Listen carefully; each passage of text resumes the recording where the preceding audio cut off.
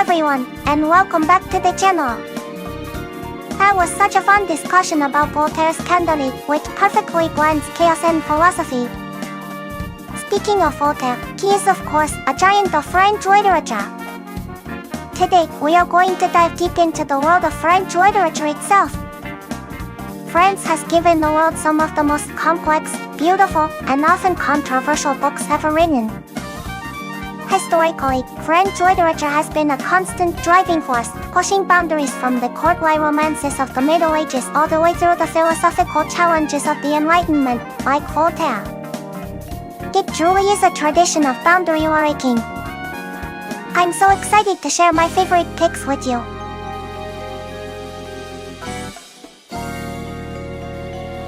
So, what truly defines the French literary canon? I think there are two major things that make it absolutely special and unique.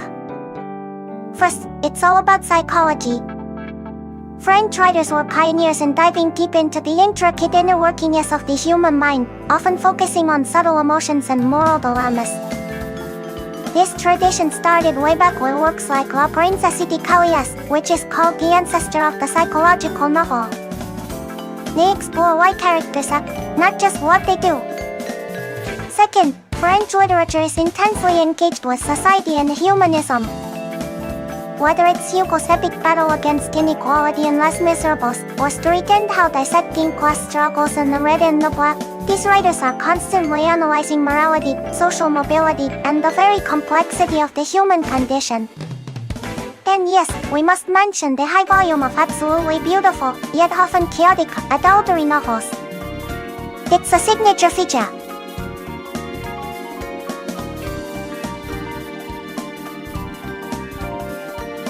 For our very first French literature recommendation, we are going back to the 16th century with François Rabelais' magnificent Gargantua and Pantagruel. This is an epic, hilarious, and often vulgar satire about two benevolent giants, the father Gargantua and the son Pantagruel. The sprawling narrative follows their outrageous lives, from Gargantua's bizarre birth and his famously extensive education, to Pantagruel's equally chaotic adventures and quest for knowledge. The story is an endless succession of slapstick humor, gross-out jokes, and massive feasts, all of which Rabelais brilliantly uses to deliver sharp philosophical and political critiques of the religious and social institutions of 16th century France. It's a riotous, groundbreaking work of Renaissance literature.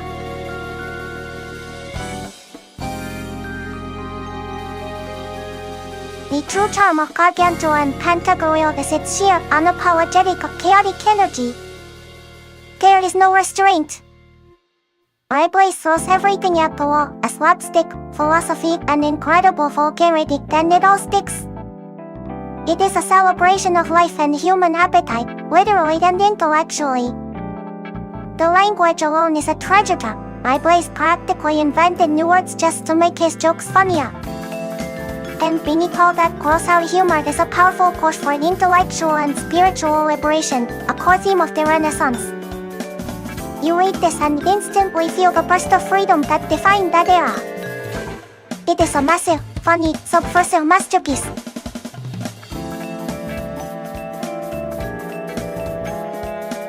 For our second recommendation, we jump forward to the 19th century and dive into the world of ambition and social climbing with Stendhal's The Red and the Black.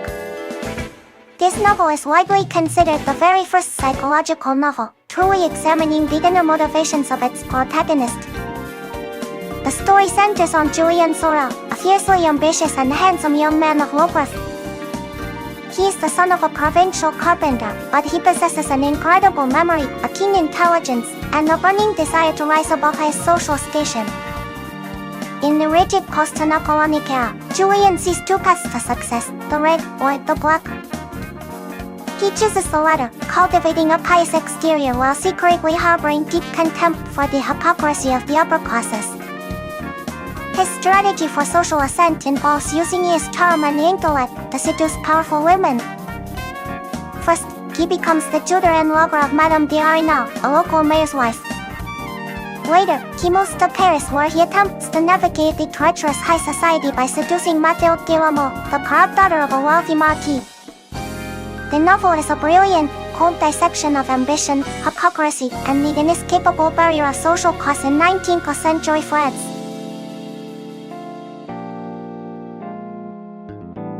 Mini-Koneko no Hanshoukai channel asa, absolutely.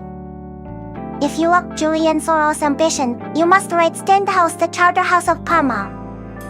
It's an epic of political intrigue and passionate romance set during the turbulence of the post-Napoleonic era. It follows the adventures of the young Fabrici del Dongo, his cynical and their political struggles. It perfectly blends high-stakes politics with overwhelming emotion. It's just as brilliant as the red and the black.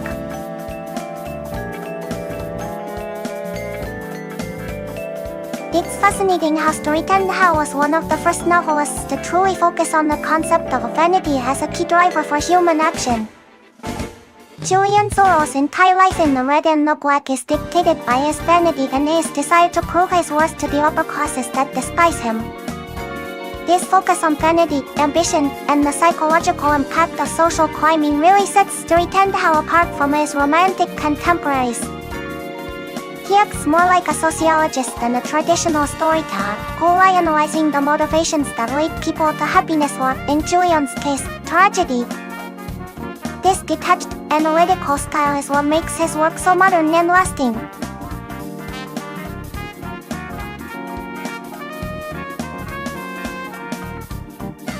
The true charm of the red and the black. It is the supreme intellectual thrill of watching a man's inner life completely exposed. This book is not just a story, it's a magnificent, cold-blooded psychological dissection of ambition.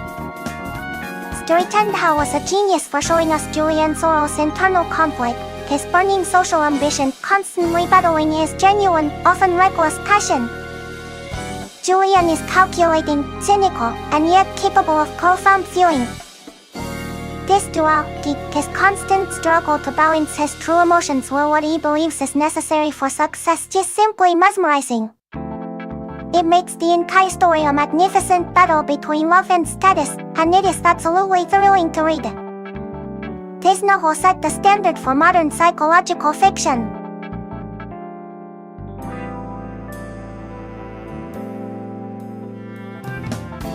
Our third recommendation is one of the most famous and devastating French novels, Gustave Flaubert's Madame Bovary. This book tells the tragic story of Emma Bovary, the young woman obsessed with the romantic ideals found in literature. She marries Charles Bovary, a kind but utterly conventional country doctor. Finding her marriage crushingly boring, Emma seeks the passionate aristocratic life she dreamed of by pursuing multiple adulterous affairs and indulging in extravagant spending on luxuries she cannot afford. These reckless actions lead her to accumulate mountains of debt and forces her to rely on constant lies to conceal her activities. The novel is a relentless, realistic portrayal of her downward spiral as the harsh reality inevitably destroys her romantic fantasies.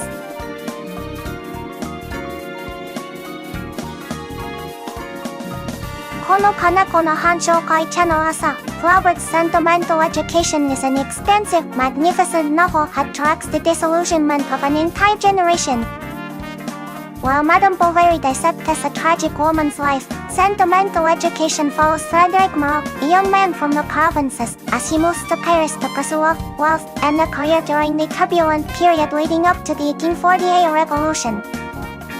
It's a vast canvas, focusing less on intense, dramatic tragedy than more on the slow, chronic disappointment of youthful hopes.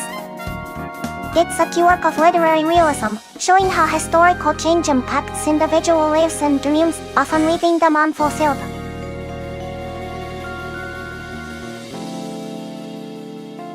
You know, Flaubert was famous for his dedication to writing with absolute precision. For Madame Bovary, he practiced the discipline of la mock justice, finding the single, perfect word for every sentence. He famously spent days agonizing over a single paragraph. This obsession with perfection is what makes his prose so incredibly beautiful and realistic. He wanted to remove the author entirely and simply present reality as it was. It's a remarkable contrast to the passionate, sweeping style of Hugo, emphasizing cool, objective observation over passionate declarations. It's this style that makes Flaubert the undisputed master of literary realism.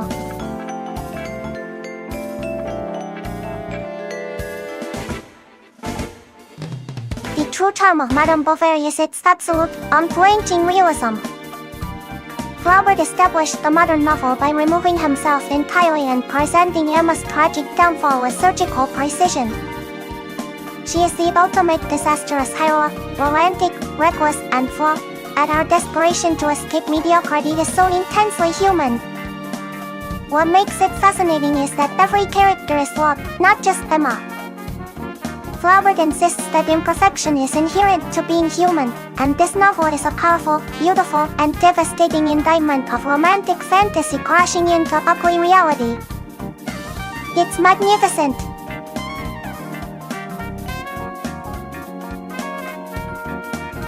Oh my goodness! Now we arrive at one of the most important books I have ever read, and certainly one of the greatest masterpieces of all time, Victor Hugo's Les Miserables. The story is, quite simply, epic, spanning decades of French history from the Napoleonic Wars to the 1830s to Paris Uprising. Its heart lies with Jean Valjean, a former peasant imprisoned for 19 agonizing years for stealing a single loaf of bread to feed his starving nephew. Exiting prison as a hardened criminal, he is transformed by an extraordinary act of kindness from the saintly Bishop Maillot.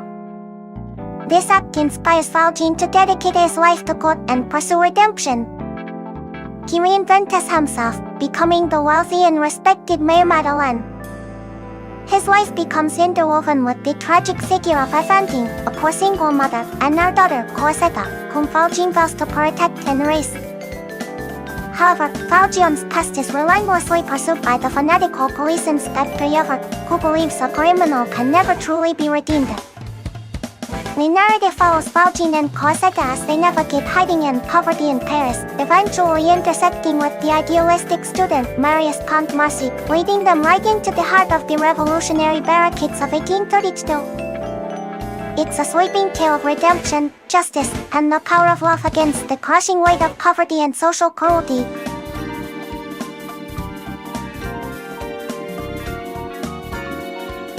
Oh, the appeal of Les Miserables is monumental. This book is not just a novel, it's a revolutionary force. Hugo uses this massive story, full of chase scenes and tragic figures like Fantine, to make a profound statement that society, not the individual, is responsible for creating Les Miserables, the wretched ones. The true genius is the character of Jean Valjean. His journey from darkness to light, catalyzed by the saintly Bishop Maillot, is the most perfectly calculated arc of redemption in all of literature. This book touches the very soul and demands that we, the readers, work to change the world. It's an everlasting testament to compassion and social justice.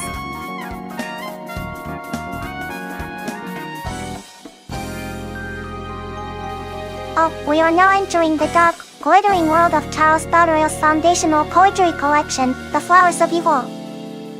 This book, published in the 19th century, is less a conventional story and more a collection of 162 lyrical poems that completely shattered the literary norms of the time.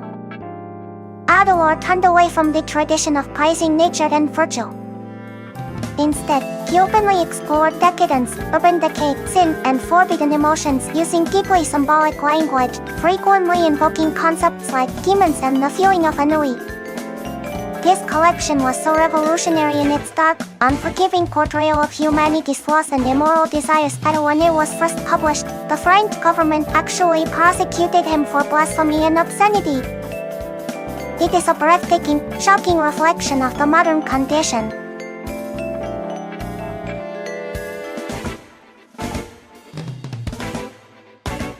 The true charm of The Flowers of Evil is its unbelievable revolutionary spirit. Baudelaire didn't just write poetry, he fundamentally created modern poetry. He dared to find beauty in sin, urban decay, and the alienation of the soul, which was completely unheard of in his time. This radical focus on the dark side and the use of symbolic, non-direct language frequently touching upon ennui and demons is what launched the entire symbolist movement. It is the origin of so much dark, moody culture. It is essential reading to understand the birth of literary modernism.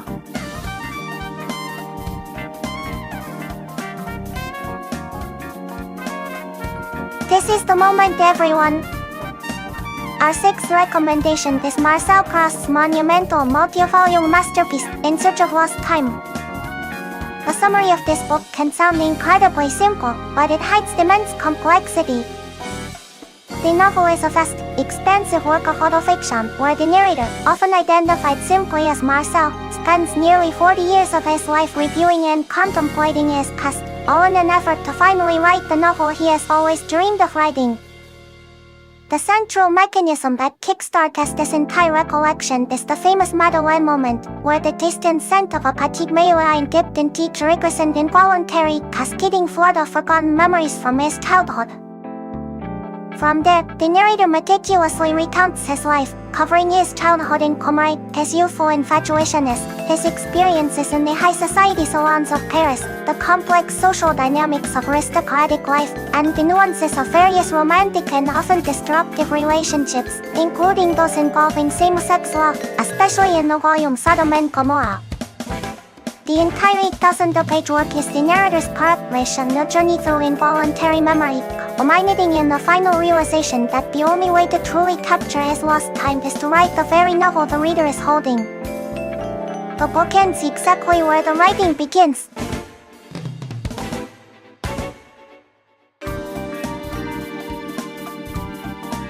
The greatest appeal of In Search of Lost Time is the structural genius that compels immediate race writing. I mean, it's a massive commitment, but the payoff is that moment of revelation at the end. The narrator's decision to write this very novel creates a perfect double nested structure. Once you finish the last volume, you totally have to go back to the first volume to see how all the hints and details of the forgotten time were already laid out there. It's an incredible intellectual game. Then we must talk about the revolutionary psychological depth, especially the concept of involuntary memory. The famous Madeleine scene, that sensory trigger unleashing past the forgotten past is a profound study of human consciousness that changed literature forever.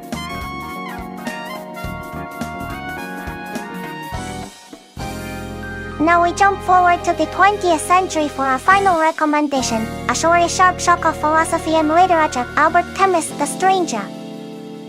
This novella opens with one of the most famous lines in all of literature, "Mother died today."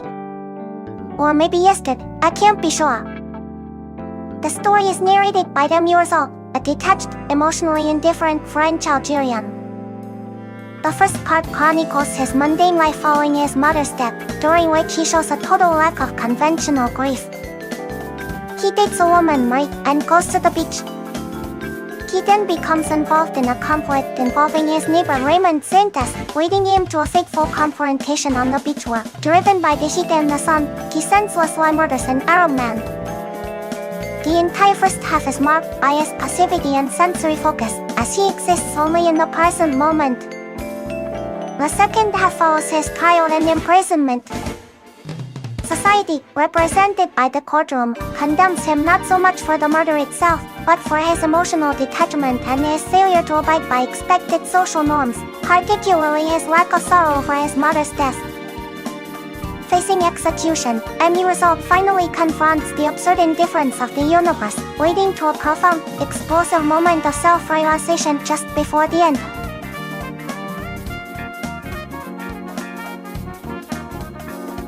The unparalleled appeal of The Stranger is its devastating clarity on the philosophy of the absurd. Camus perfectly captures the feeling of profound alienation in the world's irrational indifference through the eyes of Demurzal. Society condemns him not specifically for his crime, but for his emotional honesty and his refusal to conform to expected social norms, especially his lack of conventional grief after his mother's death. It's an intensely powerful, concise exploration of what happens when a man rejects societal meaning and faces the vast, cold universe head-on. And the fact that this philosophical bombshell can be consumed in just around 150 pages is a huge bonus. It's the perfect introduction to the literature of absurdism.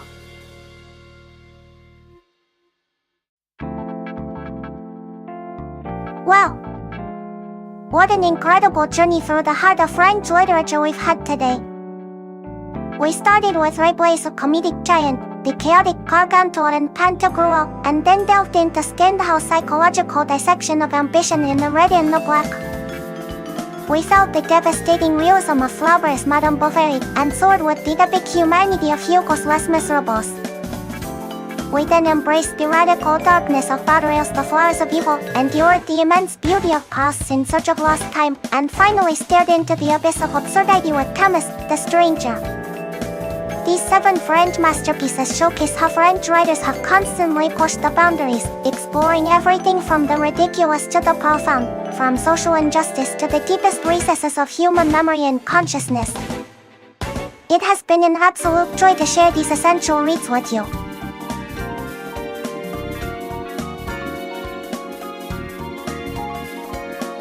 I'm so glad we got to share this amazing journey through French literature today. Thank you all so much for joining me. It was truly wonderful to discuss these essential masterpieces, from the chaotic fun of Gargantua and Pantagruel to the philosophical depth of The Stranger. Remember, I Mini-Koneko stream every Saturday and Sunday at 8 am start in English, and every Sunday at 10 p.m. start in Japanese. If you loved this stream, please hit that like button and subscribe. Your feedback and comments are always appreciated. I hope to see you all again for the next session very soon. Farewell for now.